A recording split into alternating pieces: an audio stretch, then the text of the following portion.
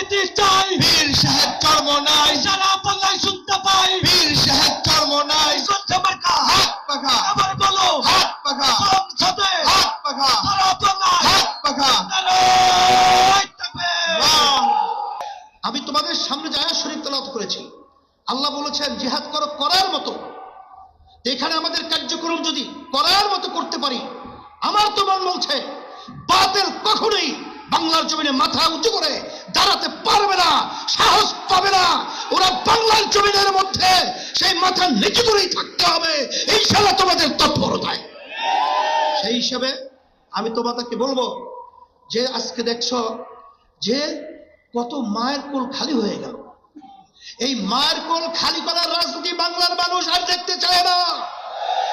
বাংলাদেশের টাকা বিদেশে পাচার করবে, বিদেশে বেগম পাড়া তৈরি করবে, এটা বাংলার জনগণ ছাত্র জনতা দেখতে চায় না। এর পরিবর্তন আমাদেরকেই করতে হবে। এই পরিবর্তনের জন্যই যদি আবার প্রয়োজন হয় আমরা আবার রক্ত দেব, আমরা জীবন দেব, তারপরে দেশকে সুন্দর দেশ করার জন্য রাজপথে থাকবো। থাকার জন্য কে কে রাজি আছো?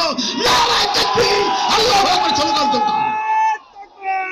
সাথে সাথে আমি বিশেষ করে অন্তর্বর্তীকালীন সরকারকে বলবো, আমাদের যুগ্ম মহাসচিব গাজী আতাউর রহমান সহ বিভিন্ন দায়িত্বশীলরা বলেছেন যে আপনারা কোন জনগণের ভোটে নির্বাচিত সরকার নয়, আপনারা হলো গণ অভ্যুত্থান, ছাত্র জনতা হাজারো হাজারো মায়ের কোল খালি করার বিনিময় আপনারা ক্ষমতায় এসেছেন। কিন্তু আপনাদের কার্যক্রমগুলো আমরা অনেকাংশে প্রশ্নবিদ্ধ। এটা আমাদের দুঃখ হয়। আপনাদের দুর্বলতা কোথায়?